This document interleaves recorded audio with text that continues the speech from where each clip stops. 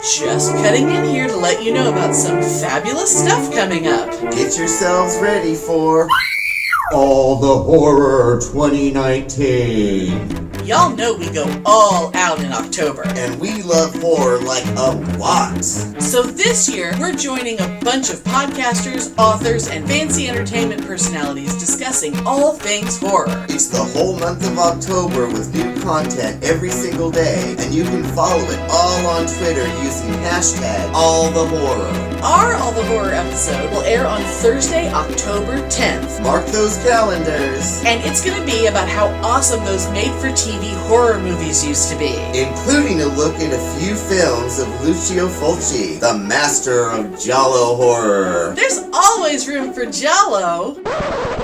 What? Join us and our fabulous friends this October for All the Horror 2019!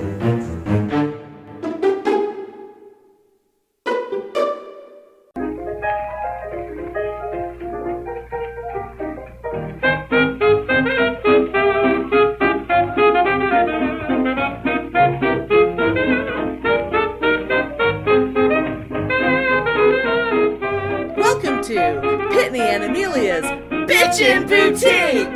We may be awful, but we're right!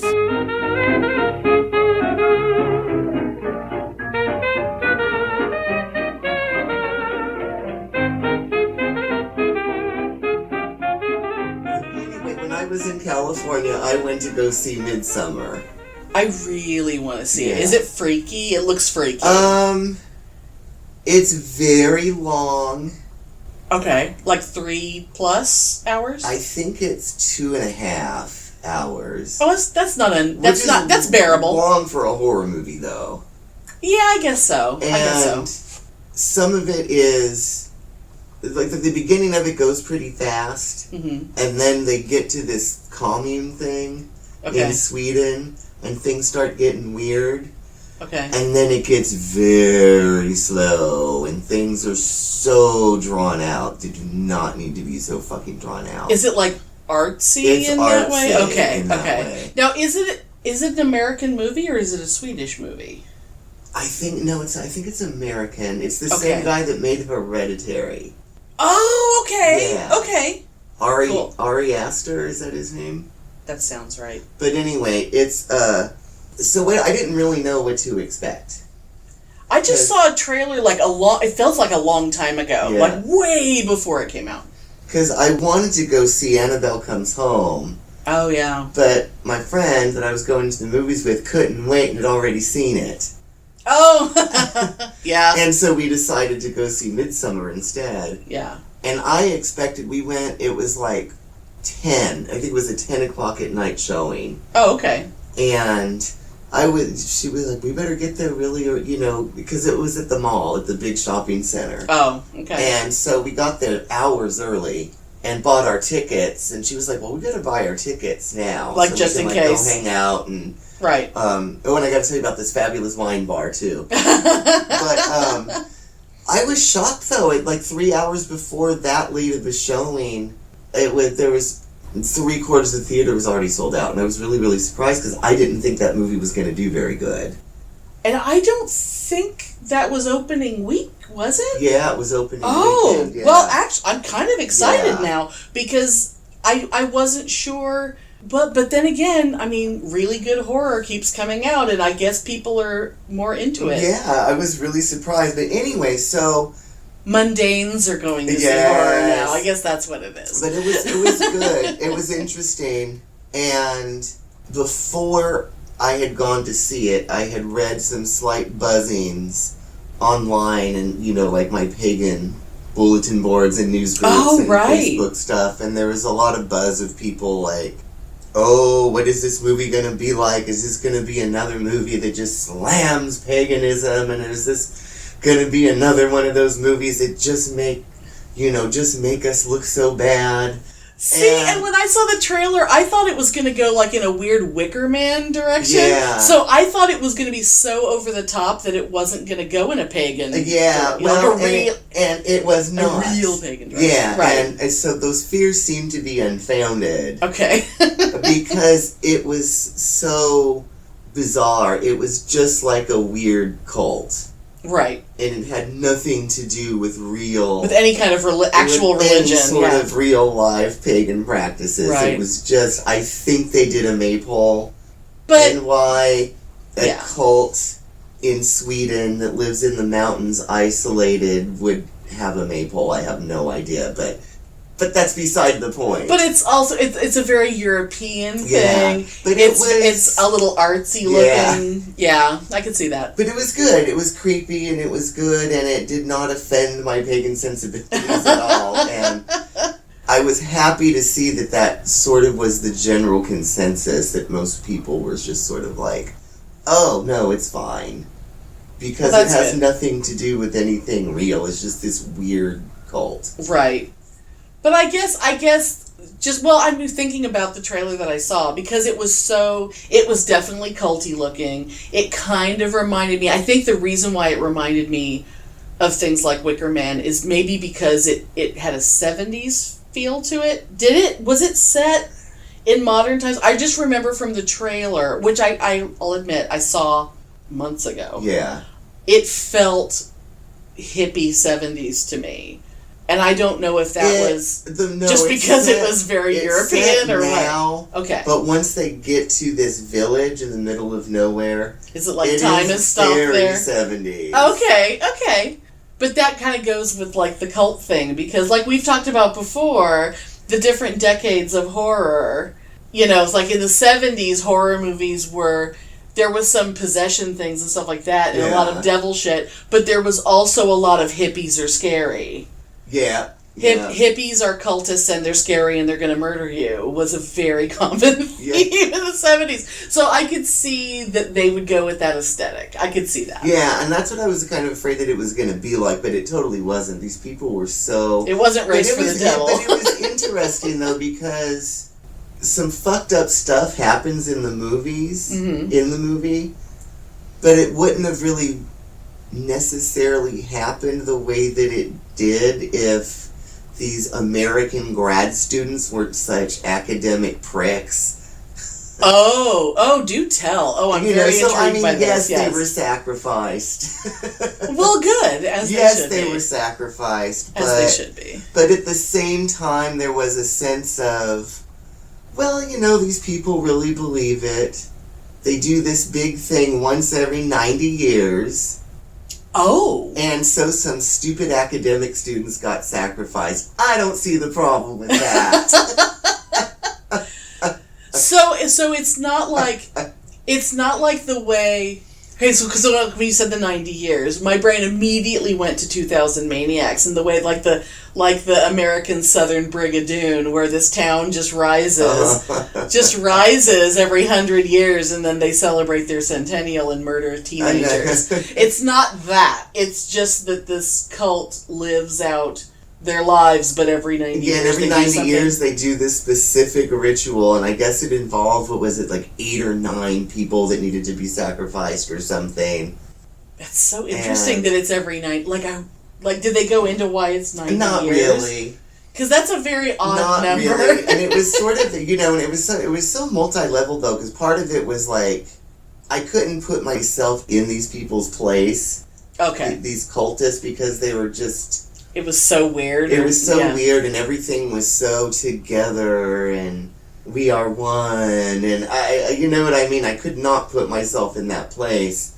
But they seemed happy, and everybody was happy and well-treated, and there wasn't anything weird going on in the community. It was a very loving, emotionally happy community that just seemed to have this weird thing that they did every 90 years, and then...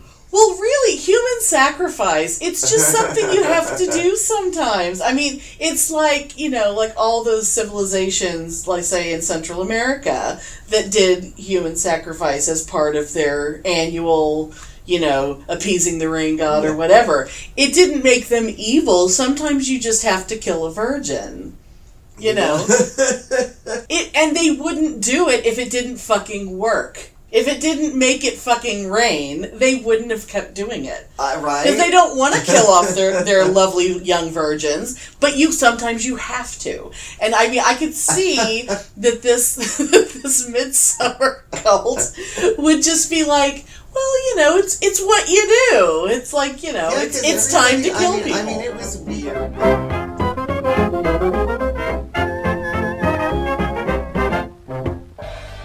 Hi, I'm Joel. And I'm Phil, and we're the co-hosts of Florida Men, a true crime comedy podcast. Each week on Florida Men, we bring you stories from the shady side of the Sunshine State, starring America's most prolific criminal, Florida Man. Stories with headlines like Florida Man arrested while trying to hide legless fugitive girlfriend in plastic bin. Florida Man arrested with a monkey in a diaper clutching his shirt. Florida Man loses fingers, eyebrows, and hearing in, quote, modified fireworks, unquote, mishap. Florida woman shoots her ex-husband in the groin while he tries to take her air conditioner. Florida Man carrying live alligator chases people in a convenience store. Florida woman arrested at Walmart, then smoked crack in the back of a police car. Florida woman sent 65,000 texts to a Tinder date gone wrong. And Florida woman calls 911 on a possum. You can find Florida Men on Apple Podcasts, Google Podcasts, Spotify, iHeartRadio, Stitcher, or wherever fine podcasts are found.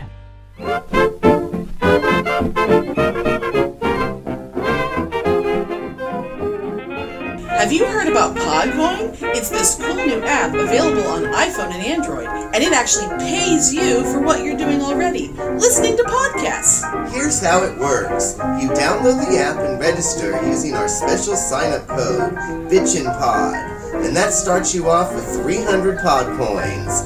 Then every time you listen, you earn more. Listen to our latest episode, boom, coins! Get a friend to sign up, boom! More coins! The app is totally free and they pay you.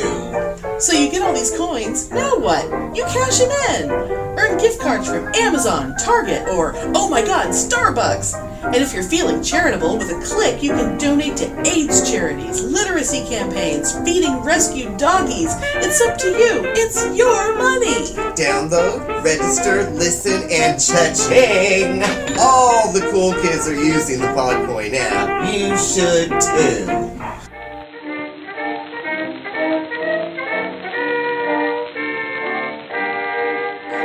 Weird. They were, sexually they were weird, and they were just weird. I mean, it was weird, but they seeed like happy and healthy. I mean, I'm imagining they're very isolated, so it's a lot of kind of inbreeding and. Well, there was actually there was one person in this community that is born, and they're inbred on purpose because they believe that inbreeding somehow makes for communication with their god or something like that. Like the purest bloodline or something. And everybody else, though, it's controlled so there's not inbreeding.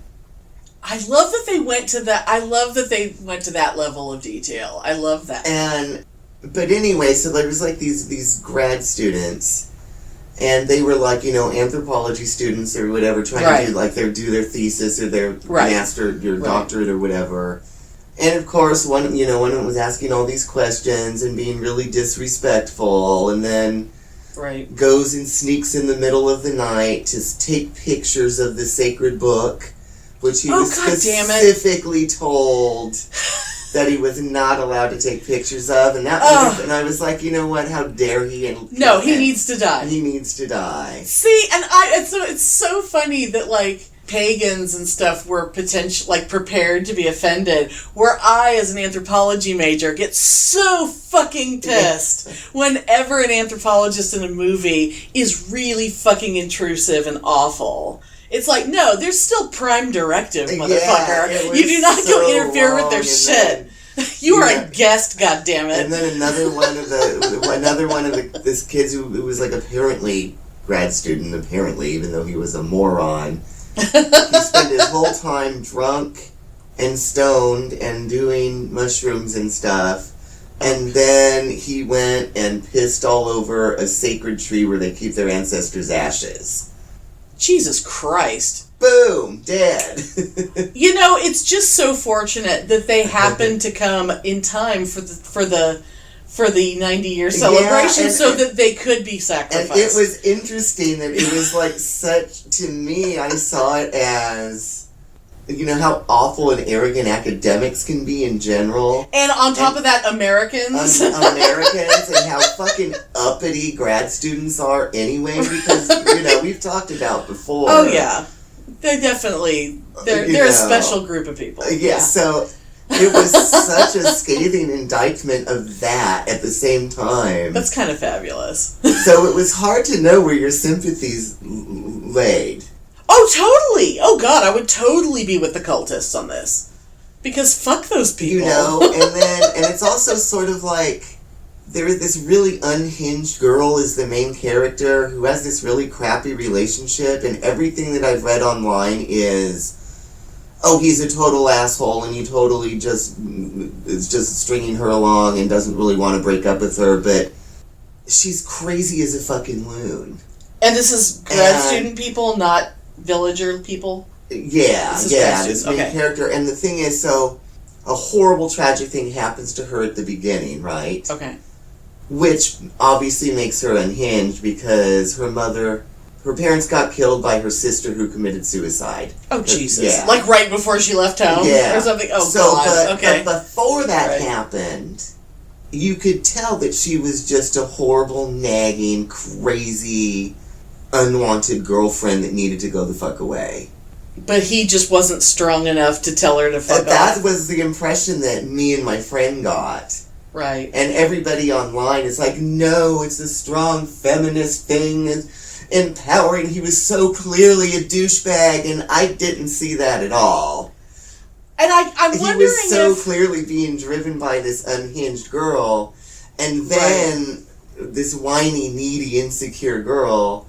But then when this horrible, tragic thing happens... Mm-hmm. He won't break up with her because he feels obligated to stay with her. Right. Because of he what cares happened. He cares enough about her that he wants to make sure she's okay. And then he wants to go to this trip with his friends over this summer to go to their students, their friends' commune in Sweden to see this ritual. Okay. And of course she invites herself. Oh, so she's not one of the students. She's just tagging along. She's tagging along. She's the girlfriend. Oh, shit. See, because I was going to ask if there was, like, an additional thing that because they were all in this group that was studying the same thing. Oh, yeah. No, and so there was pressure. She just tagged along. She just saw free vacation. Yeah, but it was like, so before the, I already don't like her. Before the tragedy happened, right? Right. You know, there was this big long scene with her talking on the phone to her girlfriend. Maybe they were sitting, drinking wine or something. I don't remember, but having this conversation with her girlfriend. And, right. Oh, I just don't know if I should break up with him. Maybe he wants to break up with me. I think he wants to break up with me. Do you think he wants to break up with me? And this was like, but you could tell at the very beginning that she's just an annoying, awful bitch. That even though she knows that there's something in their relationship that maybe they shouldn't be together... That either he wants to break up with her or she wants to break up with him. But nope, we're going to fucking stick it out. And then there's another scene where all the guys are together. Right.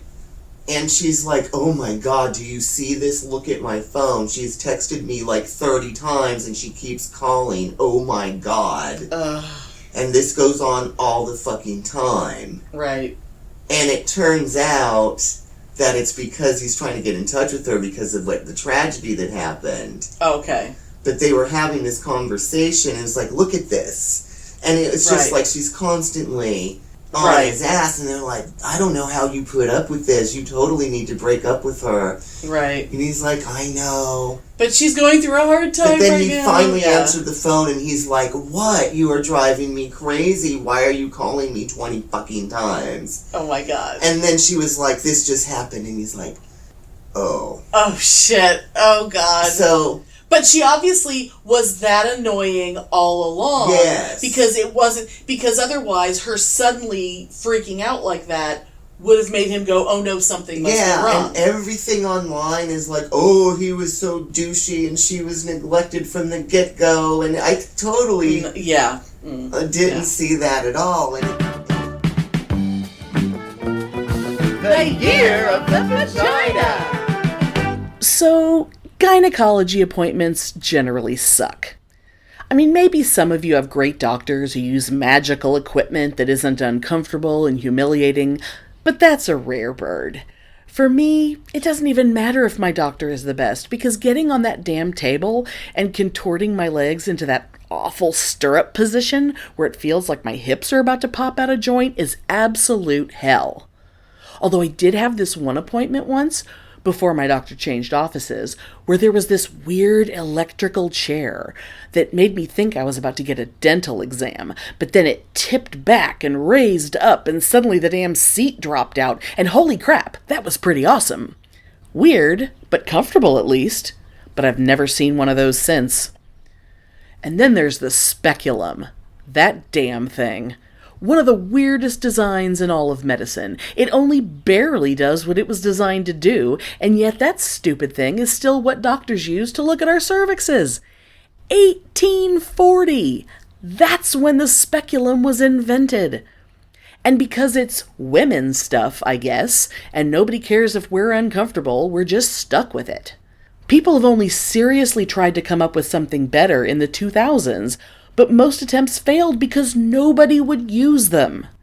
If you were a doctor and you were told of a new device that would increase women's comfort and make your job easier, why wouldn't you use it? Don't make me scream patriarchy! And while I'm bitching about men, have you ever wondered why man-part doctors are called urologists and not andrologists? Because men are the default humans, according to the history of medicine. Time's up! So what say we start asking our gynos why they're still using archaic tools to poke around our business? If you want some info on the different cervix spotting designs out there, I'm putting a link in the show notes to an article that will blow your mind. Enjoy!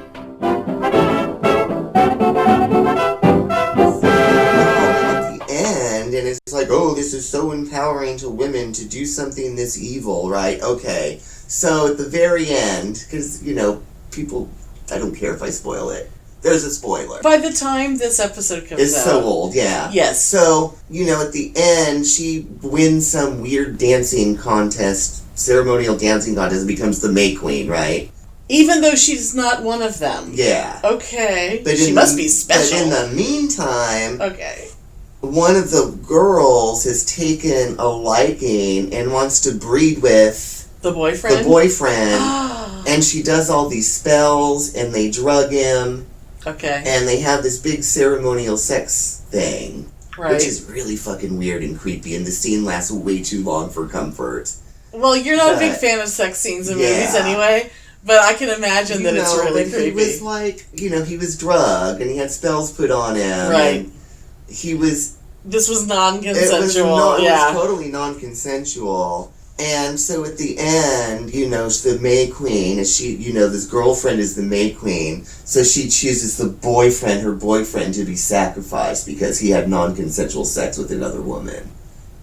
Oh, Jesus. And somehow, that's so empowering to women is all the shit I'm reading online. Okay, I'm pissed off at all the people that are saying that. Because, there's like a lot of mainstream reviews that are just like, oh, this is a good movie, it's artsy, it's a little slow, this is interesting. They'll talk about themes here and there. But of course, there's a lot of I was looking for more other sorts of reviews because I wanted to get the Pagan thing. Right. And I was glad to see that it stopped when the movie came out because it was a misconception. Like, as soon as someone actually saw it, they were like, oh, okay, it has nothing to do with us. But there's more, people that like to armchair intellectualize things online. Of course. Or talk, it's just, and he was so horrible, and it's so wonderful to see what she did at the end because she finally took her power back, and I was like, it was pretty awful because she was totally in her right mind and he was not. Well, she ever could be. Right.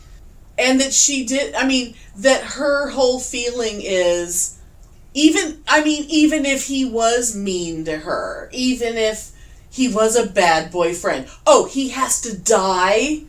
I mean, I'm sorry, she's a lunatic. Yeah, and and that's nothing about that is feminist. Yeah, and it was like, and people say, because he treated her so bad because of this tragedy, and it's like, Did he though? Because look at what she was like before at the beginning. Because basically the beginning of the movie is her being unhinged. Right. Before any tragedy strikes. And the movie made it very clear that she was a crazy person. Yes. From the beginning. Yes. And not someone anyone would want to date. Right. But it was really, it was good and it was interesting. But from a horror standpoint, was it... Because I wasn't... Because, the trailer was incredibly creepy, but I wasn't sure from, a horror standpoint how horrific it was. To me, there was no horror. There was some gore. Okay. There was some gore, the sacrifices, were they done, in a gory way? No, it wasn't really graphic, no. Okay. But what was disturbing was that apparently if people get to be a certain age, I guess you can choose to die. Ooh, like Logan's Run or something? Well, that's not a choice. They're old, though. And they're honored.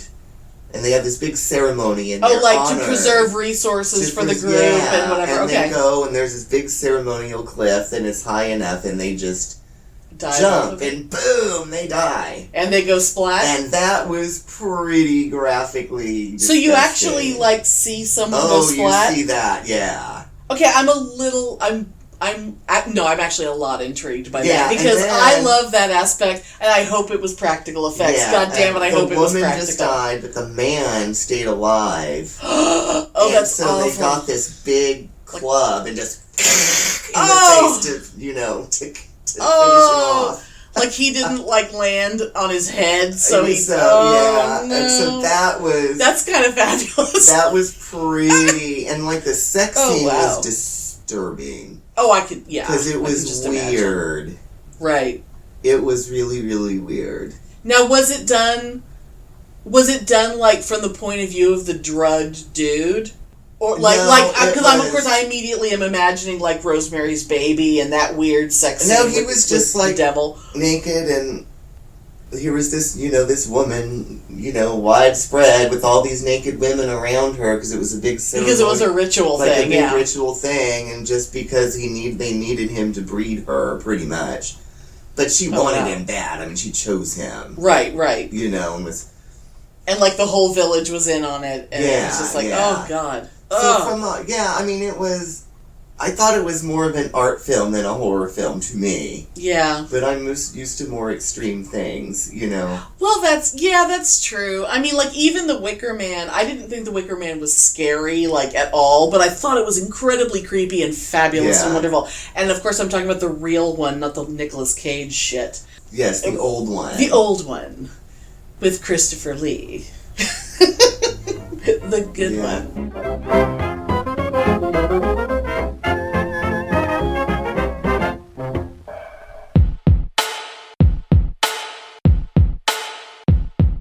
The Bitchin' Boutique. Yes. I think we need to give them a thing, Spike. We can give them a drop that they could plan out their show. Yes, I think we've got to find some time and get time to do that. Right now. I think we should do it right now. Look, I'll show you how easy it is, Spike.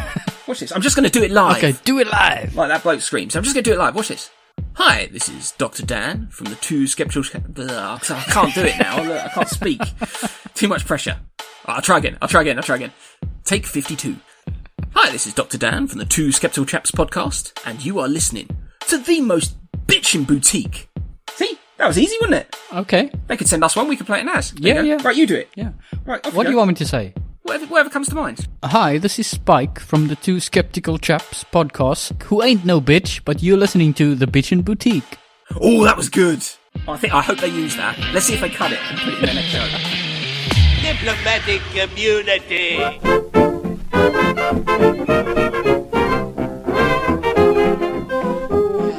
Do you remember the movie The Witch? From 5 years ago, 6 years yeah, ago. and I'm so mad at myself that I still haven't actually seen it. It's been like in my head. I have to keep, but so many movies have come out in recent years that I needed to see that it kept getting shoved aside, and I still somehow haven't seen it. Yeah, because when I was coming, I was reminded of that when I was reading reviews and of like Midsommar. Right. You know, and I was, and I remember seeing that with a pagan friend who got really offended by it. She's like, it was just every bad stereotype of a witch and every bad stereotype of a pagan, and oh, how dare they make this movie. But it's literally called The Witch, and it's a horror and movie. It's a horror movie. What did they think? What did they think it was going to be? It had nothing to do with reality. It was very historically accurate. Because it was set in like the 16 or 1700s, right? It was very historically accurate. It was well researched. Right. And it was basically every weird thing that people thought that witches did that everybody knows they don't. And never did. It's what the church thought witches were. Back then. Right. Basically, that's why I wanted to see it, because I'm so fascinated by that period. They did the baby snatching. They had... like, weird goat shit. The devil-possessed goat. Of course! Yeah, every stereotype, because that is what people believed back then. Right. And we all know that witches were never... Right. Did that stuff, ever. Right. Because no one did any of that stuff. Yeah. It was all imaginary. But I remember when The Witch came out, at the time, there were people outraged online and stuff about it. Yeah, yeah. And I thought it was a good movie. I enjoyed it. Oh, yeah. It looked fantastic. But now that I'm seeing as time has gone by, the few references that I've been able to find about that movie are more friendly to it now. The pagan community seems to be more friendly to it now. In the sense of, it was really well researched, and it was obviously the stereotypes of what was going on. It really had nothing to do with us. And it was done that way on purpose. Yeah, but at the time, I remember people were being... Because, nowadays people get all up in arms about everything. Yeah. Before the fact... I wonder if then they see it, or listen to it, or read it, and then they're like, oh, I've been so up in arms about this, and so publicly pissed off about this, and I realized I was completely wrong. Right. Now, I suppose if there had been a big public reaction to The Witch when it came out, that, let's say... it caused a bunch of people to be like, see, that's what witches are. Or what, No. But of course, horror movies don't ever actually do that, except for maybe like a lone crazy person. Like Kirk Cameron would do that, but like normal people wouldn't. But if there had been some reaction to it from the general public that could have caused a problem... then maybe their fears would have been founded, but ultimately they're just fucking wrong. Yeah. They were just fucking wrong by being so upset before they actually saw it. And even, in terms of history, they would be really stupid to deny that that's what things were like. Yeah, oh yeah. Oh yeah. Yeah. But anyway, so that was, I just thought that was interesting to see that. I saw a little bit of talk like that before Midsommar. Right. But now that it's out, the talk is gone. Right. And people are actually... And I've read a couple different people say, oh, I was afraid that I mightn't have been offended by this, but I totally was not. Right. Which is exactly the right attitude to have. Yeah, and it was the same thing about The Witch. A lot of people before the fact were, oh, look, did you see that trailer? It's just going to be another one of those movies. It's just going to make us look bad. And because there's so many. And of course, the person that I went with the movie to, who tends to overreact to things. Of course, she got offended. Of course, she did. But I thought it was great. But you know what's interesting though? Like thinking, it's going to be another one of those movies. Like, are there really a lot of those movies? Like, because honestly, the only thing I can think of off the top of my head is The Craft. And everyone I know who's a witch fucking loves The Craft. I don't know anyone who doesn't. Or Practical Magic. Yeah. Everyone fucking loves those movies. Yeah, and I just don't... I don't know. I don't think there are, but people like to get all yes. bent out of shape, especially everything is... Pre-offended. Yeah, I mean, everything is going to offend everybody. I don't, it's just, I hate it. Oh, people suck. They ruin everything.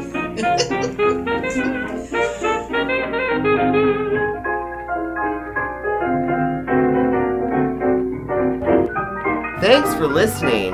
If you enjoy our show, please take a moment to rate us and review us on Apple Podcasts or Stitcher. If you send us a screenshot of your review, we'll send you a Bitchin' Boutique sticker. Everyone loves stickers! Please subscribe or add us to your favorites wherever you get your podcasts. Subscribers get new episodes first and are also more attractive. Drop us a line anytime at pitneyandamelia@gmail.com. We'd love to hear from you.